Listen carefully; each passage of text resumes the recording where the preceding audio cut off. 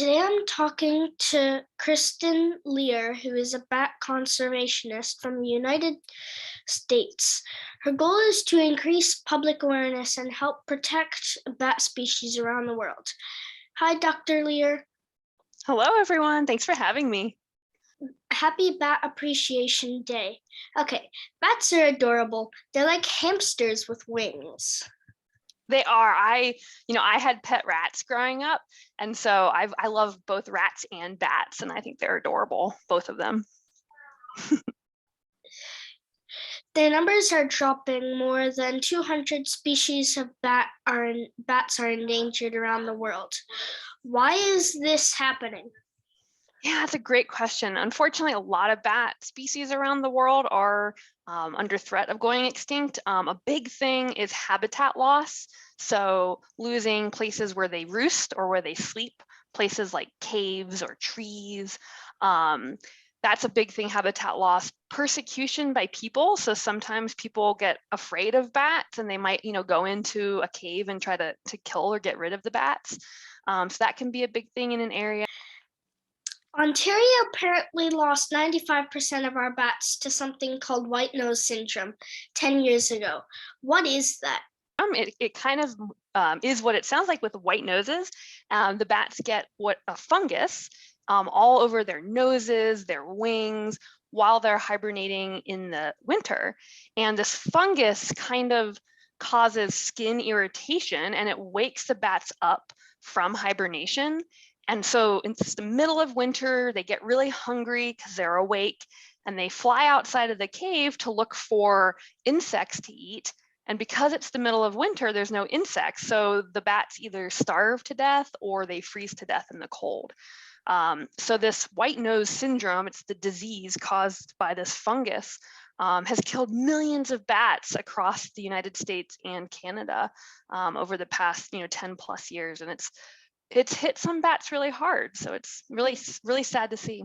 Yeah, because all the other insects go into hibernating, but exactly. the bats get waked up from the white nose syndrome. Exactly. So it's like if you go out and you look for something and there's no food at the grocery store, there's no food anywhere to be seen. It's like, what do you do? It's kind of what's happening to the bats. Yeah. I read that some bat houses are not good, that they can draw bats or urban areas where they are most in danger, and that they can overheat, especially as temperatures rise with climate change. I really want a bat house, but I'm afraid to hurt them. Is it possible to choose one that is safe for bats? Oh, yeah, I'm so glad you asked that because, bat houses or bat boxes, as they're called, it's a big thing that people can do to help bats, right? You can put up one in your yard or at your school. But we also don't want to hurt the bats.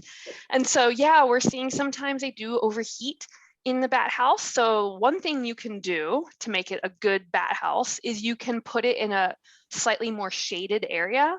So like near a tree that gets a little bit of shade so that it's not full direct sunlight all day. And that'll help, stop them from getting too hot. And then also you can build sometimes bigger bat houses that have multiple chambers or multiple rooms inside the bat house, because if there's multiple rooms, the bats can actually move around between rooms throughout the day. And some rooms are cooler than others. And if one gets too hot, they can move. So building bigger bat houses with more rooms can help them. Yeah, you can put a cooler in one and maybe right on the other side. Exactly. So that they have like a warm room and they have a cool room, and they can kind of like in our houses, like my basement is always super cold no matter what temperature it is upstairs. So sometimes I get too hot, I go downstairs. So it's cool. Yeah. It's strange because my basement has a heater in it. Ooh. Is it its like own heater? No, it's just the heater for the whole house, but it's still a heater in the basement, but it's still freezing down there. I know, mine too. Like no matter, all the vents are open and it's all the heat, it's still so cold. Exactly. No matter what you do, it's still cold. Yep, exactly. Yeah. So some of the bat houses can be like that, where they have, different rooms that they can move around to. Yeah. Apparently, bats are nighttime pollinators. What food would disappear without bats? Ooh, I love this question because I work with pollinating bats. So, yeah, there are over 300 different types of plants all around the world that pollinating bats pollinate. And some of those plants are things like mangoes, which I love. Things like my favorite, cacao, which we use to make chocolate. Figs and bananas. All of these are plants that are pollinated by bats. So without bats, we would not have mangoes, we would not have bananas, we would not have chocolate, which I think would be really sad. Very, very sad world. About mosquitoes. How many bugs can a bat eat in a night?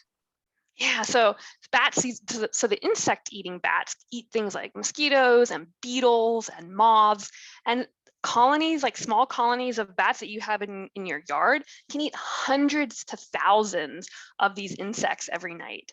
So if you have a bunch of bats flying around your yard, it's really good because they help keep those insect populations under control. So I love to see the bats flying around my yard. Yeah. Yeah. Um, One time we were looking for a cottage and a bat flew above our car. Oh, that's so cool. Did it like swoop down over your car? No, it just flew straight above our car. That's so cool. They're fun to watch fly, aren't they? Because they kind Yeah, of like fly really erratically. yeah. Yeah, I love Their them. wings move really fast as They do. I wish we could fly like that. well.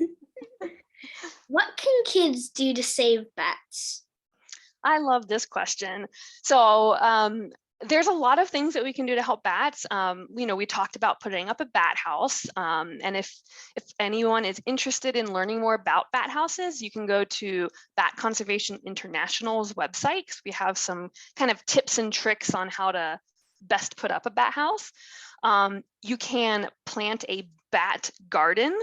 So those insect-eating bats, if you plant night blooming flowers in your yard or at your school garden, those night blooming flowers will attract nocturnal insects that those bats can then chow down on for dinner.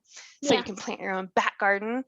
And two other things. One is you can adopt a bat from several organizations. You don't actually get a real bat. I wish you did. But I did this in like third grade. My class adopted a puffin from a zoo, and our donation to the zoo helped support the zoo's work. And we got information about the puffin and the cute information. So same thing with adopt-a-bats. If you Google that, you can find some groups that do that. And then I think one of the biggest and best things that anyone can do, no matter how old you are, is you can tell people about how cool and neat bats are. There's a lot of misunderstandings and myths around bats. So if one person tells one cool fact about bats to their friend, and then that friend tells somebody else, and then it kind of blossoms from there. And I think that really helps people start to learn that bats are cool and they're very important. yeah. Yeah. That's practically the answer to every single one of my questions. Exactly, right? I mean, you just got to start somewhere, right? Yeah. Yep. Thanks so much for joining me today, Dr. Lear. Click the link below to donate to Bat Conservation International. And remember, together kids can save the world. Please like and subscribe. Thank you. Bye. Bye.